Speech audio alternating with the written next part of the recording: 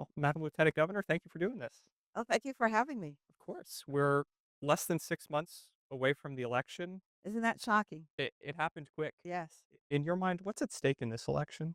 Oh, everything. For me, we're talking about job creation. Job creators are wanting to come to Virginia because we will have the energy that they need. It's an all of the above approach. It can't just be renewables because the sun doesn't always shine and the breeze doesn't always blow. And then it has to be, of course, about workforce talent and education in general. Our children are not learning as they should. And so parents want the ability to send their children to any school that they want to. I mean, we're coming up on the 71st anniversary of Brown versus Board of Ed. That was about parents wanting options for their children, not just simply one type of education. So if you want your child to be in the public schools, fine. Private schools, fine. Parochial schools, home schools, whatever it is, a hybrid, you as the parent ought to be able to make that decision. And then, of course, it's about money in my pocket. How much money do I get to keep of the hard earned wages that I've worked, again, so hard for? And so I'm always going to be for lower taxes, no matter what. And then, of course, I believe that when it comes to attracting businesses, it's also going to be about not being forced to join a union. And that doesn't mean that we're anti union, not at all. You have to remember that my father came to America from Jamaica with just $1.75, and so he needed every single dime that he made, and if he's being forced to join a union, then that would have been money that he needed for me, his child, his family. So, there's quite a bit, but I think we can stop there for now. You mentioned right to work in your answer. That's been a major topic of conversation in the early days of this campaign. Why do you believe right to work is so important in ensuring Virginia remains the number one state for business? Well, you've said it exactly. The reason why we've gotten to be the number one state for business is because of all the methods and policies that we put in place that was attractive to businesses. We've gotten rid of regulation, 50,000 plus. We still have a long way to go. We have caused, well, the opportunities for business to expand by giving them incentives and we're having to work with Tennessee, Florida, or well, they're a competitor. So Tennessee, Florida, North Carolina, South Carolina, and some of these other states in competition for these businesses. And one of those is right to work. And that means that, again, you are going to be forced to join a union if that's not what you want to do. Well, this is America. This is not freedom, this is not liberty, and it's a tax. It's going somewhere.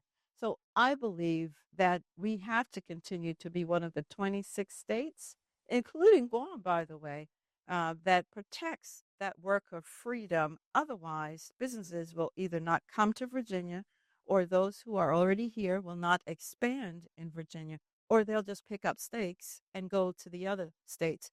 We could not have come this far if we were not a right to work state. Because believe it or not, that is one of the five different selectors that job creators use in deciding which states to relocate. We want Virginia to continue being number one. My opponent is going to get rid of it.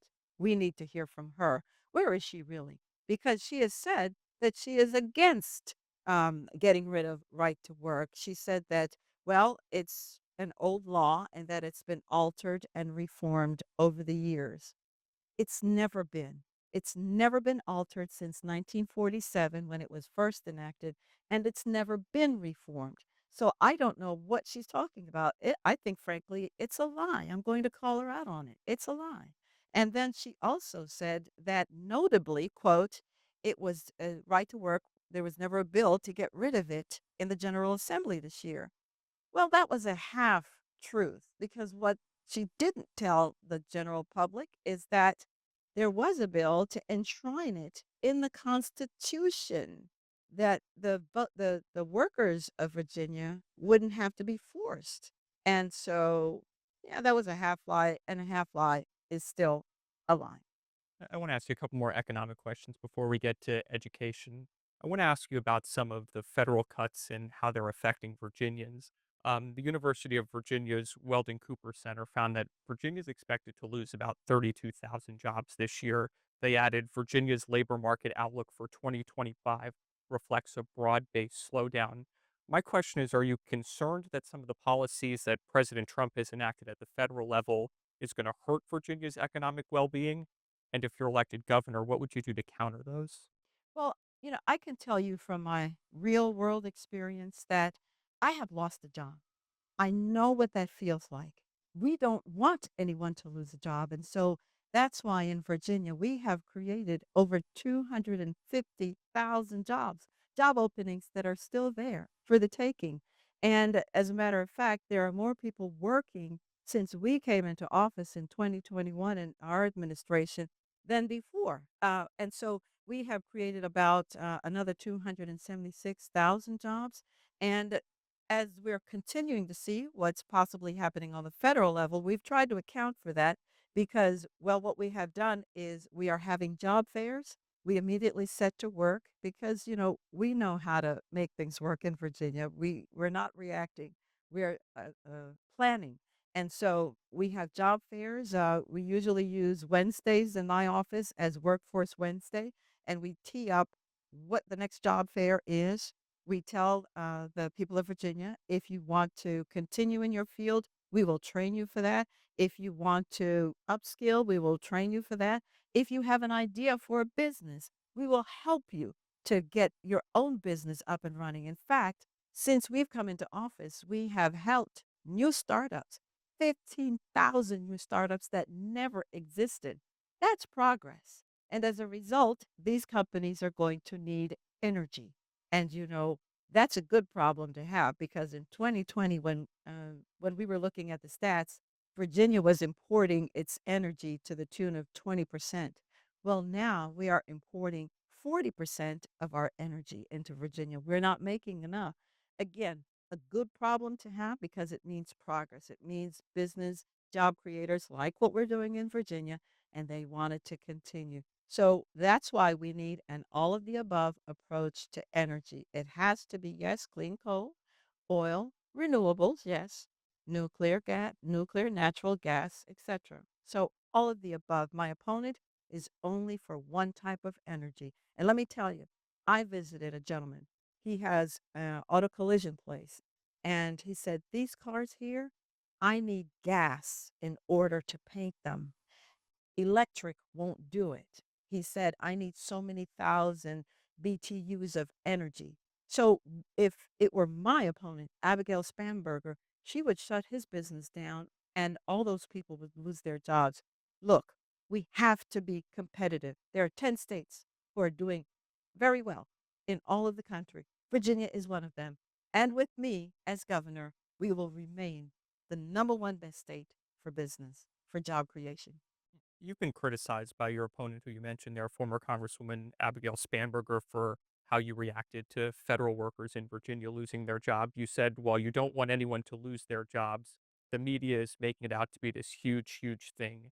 And I don't understand why. What did you mean by that?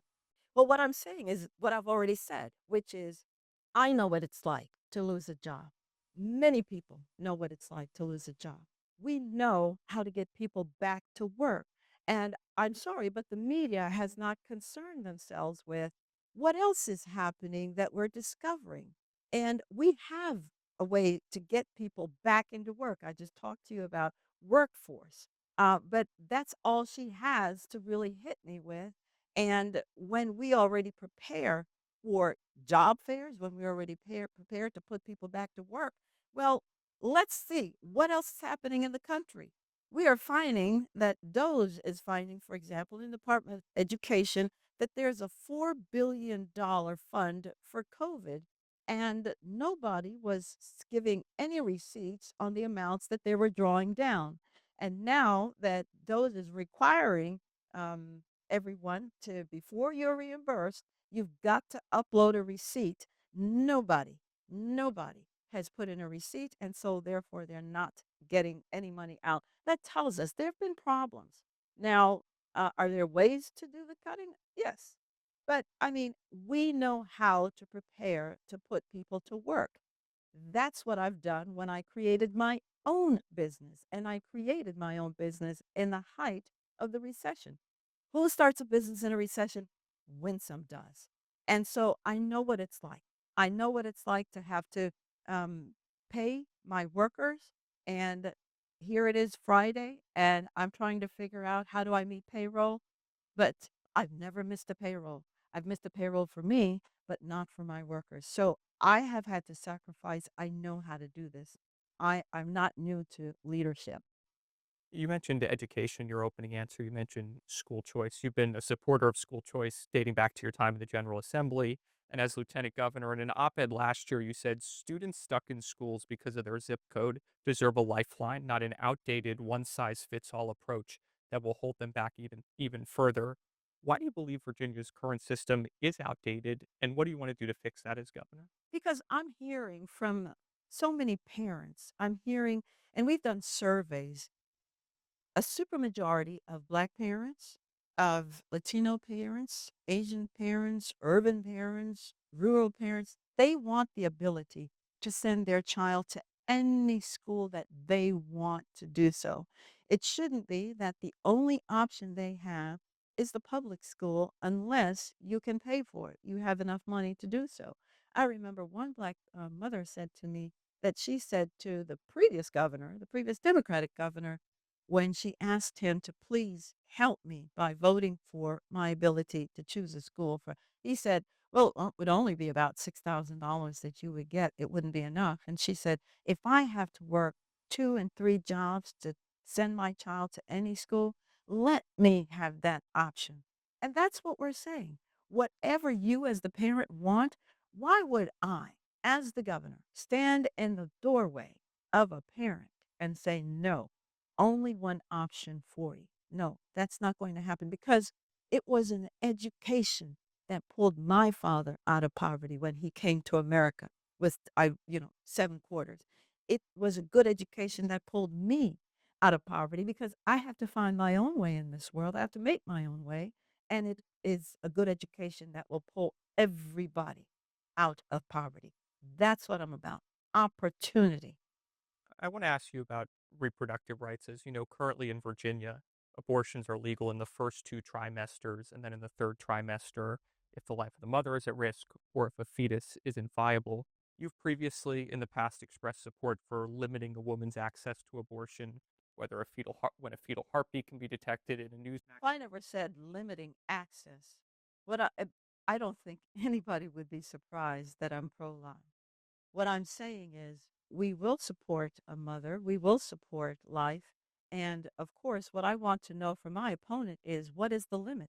Because what she wants is that you could just take my underage child, my underage daughter across state lines for an abortion and then just bring her back home as if nothing happened. I am the parent. I am always my child's parent. And how dare any lawmaker, any politician get between me and my child? And then, of course, I want to know why is it that Black women make up 7% of the childbirthing population, and yet we have 40% of the abortions? Who doesn't want us to have babies? So my challenge to my opponent is tell me what happens to the baby who is born on the abortion table because we have not said. We've tried to put guardrails around that so that if the baby is born after an abortion, that the baby is a human being. We're not it's not a lizard. It's a baby. And so what are we going to do? Do we just leave the baby on the table to die? What do we do? Do we, what? She has not stated that. That's what I want to know from her. In your case, as I mentioned, on the campaign trail with General Assembly candidates in 2023, you favored limiting abortion at 15 weeks. If a bill like that were to come to your desk as governor, would you limit a woman's access to an abortion at 15 weeks or less? We're not limiting access at all. That's not what we're saying. As a matter of fact, what we really need to do is to get together and try to figure out where is the limit? Where? At what point? Because I'm noticing, I just saw something I read where a baby at 7 months was operated on in the womb and the womb was sewn back up. And so, what are we saying here? We need to figure this out. Where's the limit for you personally, or what would you advocate for as governor? Well, I've already answered that question. We have to figure it out. What I want to know is what is my opponent's limit? Because and anything goes where you can have an abortion up until the time that the child could be born. And afterwards, what happens to the baby after an abortion? Two final questions for you. As you know, Democrats are working to pass a constitutional amendment to enshrine abortion rights and reproductive rights in the state constitution. It's come to light that you wrote on a copy of that amendment that you were morally opposed to this bill, no protection for the child. Why did you feel the need to kind of take that unusual step and write on the bill and make your thoughts known? I don't think it's so unusual. And my position, we've just talked about it, has always been known. It's not unknown to anyone, and doesn't surprise anyone that I'm pro-life. But I felt that I wanted everyone to understand where I stood. My last question. You also wrote that you were morally opposed to a bill preventing clerks from denying someone a marriage license based on race, sex, or gender. What's No, it wasn't that. What it was I wanted everyone again to understand, and this is not news because I've said it before, and so I don't know, maybe news to you, but it's not.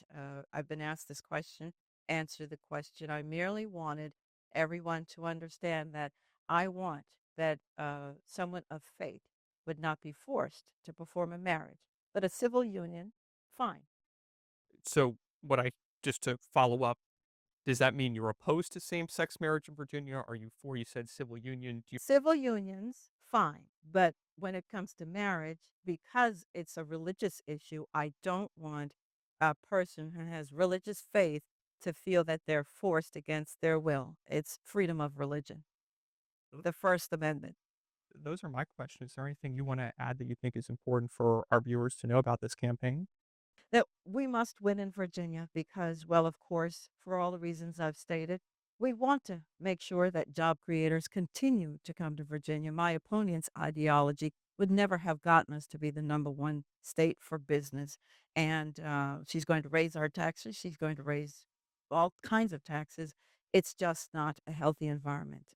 We didn't come this far to only go this far, and her record shows that. We must have safety and security in our communities. She is against, of course, the police in the sense that she would defund the police and she would get rid of their qualified immunity. Nobody is going to join law enforcement and Department of Corrections personnel if they know that their home, the home that they live in, could be attached and other assets. So we're going to keep Virginia going strong. I have the ball. I'm going to continue to run with it. Well, thank you for doing this, Madam Lieutenant Governor. It's Thank you great to very hear what you much. say. Thank you.